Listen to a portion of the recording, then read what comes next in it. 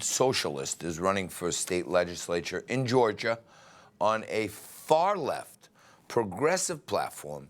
And guess what? He has a good chance of winning.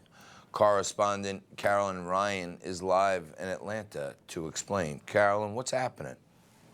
Hi, yeah, good to see you. So his name is Gabriel Sanchez. He's 27 years old. As you mentioned, he is a self-proclaimed socialist, and he's running as a Democrat in Cobb County for a seat in the Georgia House of Representatives. Now, local media was stunned when Sanchez defeated the popular two-time incumbent in the Democratic primary back in May. And now he does stand a good chance of winning the general election in November as a socialist. Now, Sanchez has been endorsed by the Democrat Socialist of America, where he serves as a chapter leader here in Atlanta. He's running on a far left progressive platform of guaranteed housing and health care, $20 minimum wage at least, tuition-free public college, banning assault rifles, zero carbon emissions, ranked choice voting, expanding queer and trans healthcare for all, free tuition and driver's license for illegals. And also on his campaign website, he believes the safest neighborhoods have, quote, more resources, not more police, which goes hand in hand with his staunch opposition to Atlanta's new public safety training facility. Activists call it Cop City. Sanchez is a prominent leader in the Stop Cop City movement. They've been fighting Cop City for more than 2 years, arguing it will militarize the police and harm the environment.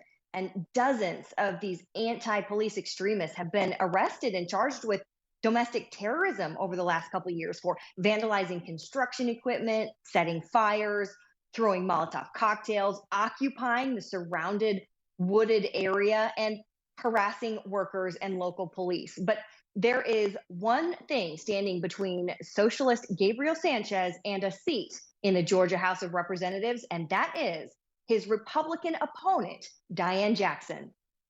He is not a Democrat. He is a Democratic Socialist of America. There's a very big difference. As long as I'm educating people that a true socialist is running, I don't believe they're going to vote. And I'm asking Democrats, you know, I don't care what your political views are, just in this race, either leave it blank or please vote for me, you know. But please know what you're voting for. And Jackson has never run for political office before. She says she felt led to get into this race and use her voice as a communications professional to educate the public that a socialist is on the ballot this November. She and a handful of volunteers have been out door knocking, trying to get the word out with a limited budget. And Jackson says that if Democrats go to the polls in November and they just vote for the guy with a D behind his name, not knowing his extreme policy stances, she says they could end up putting a socialist in office in the state house without even realizing it.